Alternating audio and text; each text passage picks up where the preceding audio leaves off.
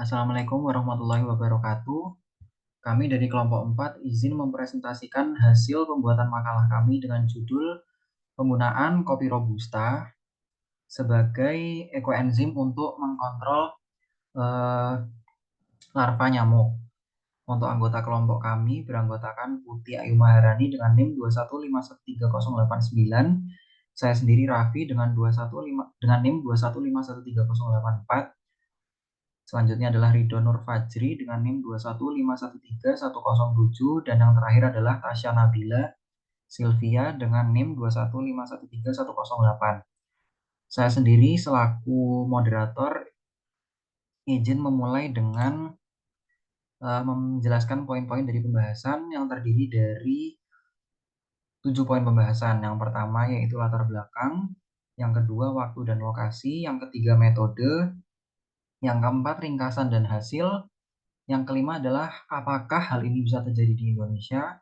Yang keenam adalah penjelasan isu kontemporer di jurnal. Dan yang terakhir adalah dampak bagi lingkungan dan manusia. Untuk latar belakang dari penjelasan ini adalah pertama, penyakit yang disebabkan oleh nyamuk seperti demam berdarah, dengue atau disingkat DBD, filariasis, dan chikungunya masih menjadi masalah kesehatan serius di banyak negara tropis dan subtropis. Salah satunya adalah Indonesia. Meskipun insektisida sintetik efektif dalam jangka pendek, penggunaannya dapat menyebabkan resistensi pada nyamuk dan masalah lingkungan. Sebagai solusi, ekoenzim atau cairan hasil fermentasi sampah organik dapat digunakan sebagai disinfektan, pembersih lantai, penyubur tanaman, dan juga penangkal serangga, seperti yang digunakan pada jurnal kali ini.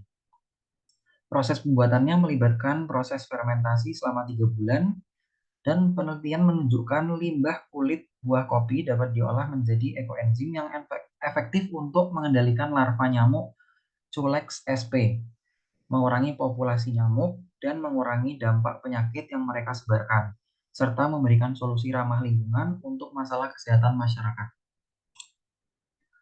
Untuk yang kedua dapat dilanjutkan oleh Saudara Putih.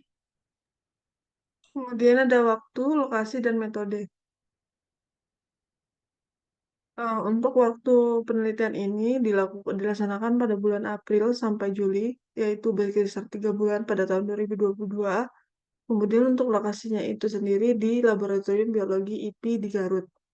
Untuk metode dalam penelitian ini yaitu menggunakan metode eksperimen dengan adanya desain penelitian rancangan acak lengkap dan perlakukan dengan diberikan sebanyak 5 dengan pengulangan 5 kali, yaitu menggunakan konsentrasi ekoenzim sampah organik yaitu efektif untuk mengolah greywater yang dimana ada 5 konsentrasi yaitu 0%, kemudian 5%, 10%, 15%, dan 20%.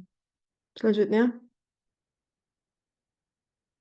kemudian di dalam penelitian ini juga menghitung tentang perhitungan sampel laporan nyamuk yang akan digunakan, yang dimana menggunakan sampel laporan nyamuk culik SP, yaitu INSAR 3. Yang dimana INSAR 3 ini untuk sistem pertahanannya lebih kuat daripada INSAR 1 dan INSAR 2. Maka dapat diasumsikan bahwa dosis yang bisa membunuh larva INSAR 3 dapat pula untuk membunuh larva INSAR 1 dan 2. Yang menggunakan rumus yaitu dalam kurung R dikurang 1, tutup kurung, buka kurung R dikurang 1, lebih dari sama dengan 15. Yang dimana keterangannya yaitu T itu adalah jumlah perlakuan, R itu adalah jumlah pengulangan, 15 yaitu derajat kebebasan minimum. Berdasarkan perhitungan, maka jumlah sampel keseluruhan yang dapat digunakan dalam 5 perlakuan, yang 5 konsentrasi tersebut, dengan pengulangan sebanyak 5 kali, yaitu sekitar 250 ekor larva nyamuk yang dibutuhkan. Kemudian di penelitian ini juga adanya pembuatan ekoenzim, yang dimana proses pembuatan ekoenzim itu sendiri memisahkan kulit buah kopi dengan bijinya lalu dicuci hingga bersih. Selanjutnya mengambil 100 gram lalu dihaluskan kemudian menambahkan gula aren dan air dengan perbandingan 3:1:10. Yang dimana ekoenzim ini disimpan di dalam botol plastik dengan ukuran 1 liter selama 3 bulan. Kemudian untuk setiap harinya dibuka tutupnya agar alkohol dalam botol plastik itu berkurang. Setelah 3 bulan, selanjutnya disaring menggunakan kain tipis untuk memisahkan antara cairan ekoenzim yang telah terbentuk dengan ampas kulit buah kopi robusta. Kemudian yaitu adalah pencampuran ekoenzim. Ekoenzim yang telah dibuat tadi dimasukkan ke dalam gelas plastik dengan konsentrasi yaitu 0%, 5%, 10%, 15%, dan 20%. Kemudian dengan tekaran setiap gelasnya yaitu adalah 20 mili. Kemudian memasukkan larva nyamuk kulit SP untuk setiap konsentrasi diberi 10 ekor larva pada setiap ulangan perlakuan. Tahap pengujian knockdown time atau efek pertama sebelum kematian dilakukan setiap 5 menit dalam kurun waktu 30 menit. Kemudian selanjutnya untuk pengujian LC50 yang akan dilakukan yaitu dilakukan selama 4 jam sekali dalam kurun waktu 24 jam dengan cara mengamati larva nyamuk yang mati. Kemudian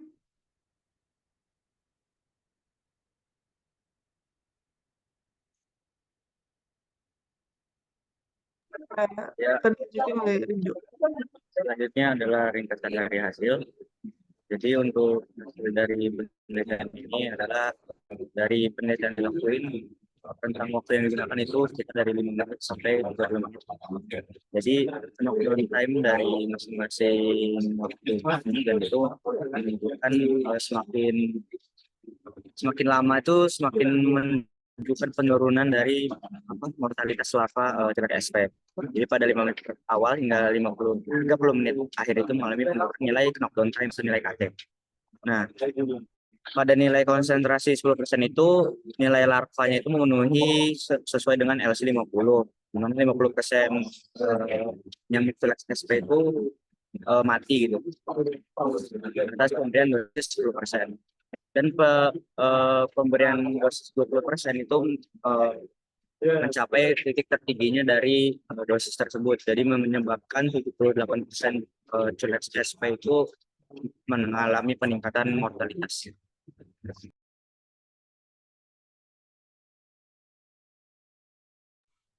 Untuk topik selanjutnya, ada pertanyaan yaitu apakah hal ini bisa terjadi di Indonesia? Jawaban singkatnya adalah sangat bisa, karena menurut kami penerapan hasil penelitian ini sangat memungkinkan di Indonesia karena ketersediaan bahan baku yang melimpah dan masalah yang dihadapi terkait penyakit yang ditularkan oleh nyamuk. Dengan edukasi yang tepat, masyarakat dapat diajak mengolah sampah organik menjadi ekoenzim yang tidak hanya mengatasi masalah sampah, tetapi juga memberikan solusi efektif dalam pengendalian populasi nyamuk. Jadi, dua faktor yang sangat memberikan kemungkinan besar untuk pertanyaan ini adalah apakah bisa terjadi di Indonesia? Jawabannya iya, karena pertama, iklim di Indonesia yang termasuk tropis atau subtropis yang sangat cocok untuk pertumbuhan nyamuk, dan juga sebagai salah satu negara penghasil kopi yang sangat besar, juga dapat digunakan sebagai penghasil ekoenzim yang dihasilkan dari kulit robusta itu sendiri. Kemudian yang berikutnya isu kontemporer di jurnal. Oke, jadi ada 3 isu kontemporer di jurnal. Jadi yang pertama ada isu pengolahan limbah organik yang menjadi fokus utama, mengingat semakin tingginya volume limbah yang dihasilkan oleh industri kopi dan dampak negatifnya terhadap lingkungan jika tidak dikelola dengan baik.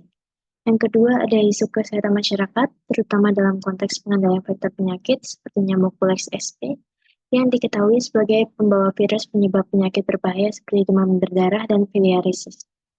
Peningkatan insiden penyakit yang ditularkan oleh nyamuk memerlukan metode pengendalian yang efektif dan aman.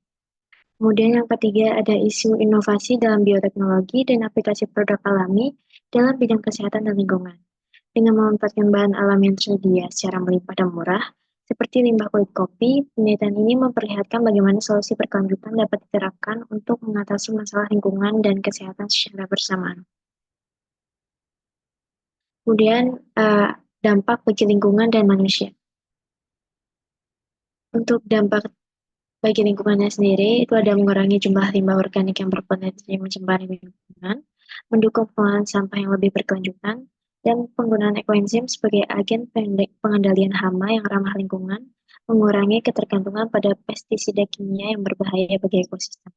Kemudian untuk dampak bagi manusianya, antara lain, larva enzim yang dihasilkan memiliki sifat bioaktif yang efektif dalam mengendalikan populasi larva nyamuk, mengurangi risiko penyebaran penyakit seperti demam berdarah dan filariasis, mengurangi ketergantungan pada pestisida kimia yang berbahaya bagi kesehatan manusia, dan memperkuat upaya kesehatan masyarakat.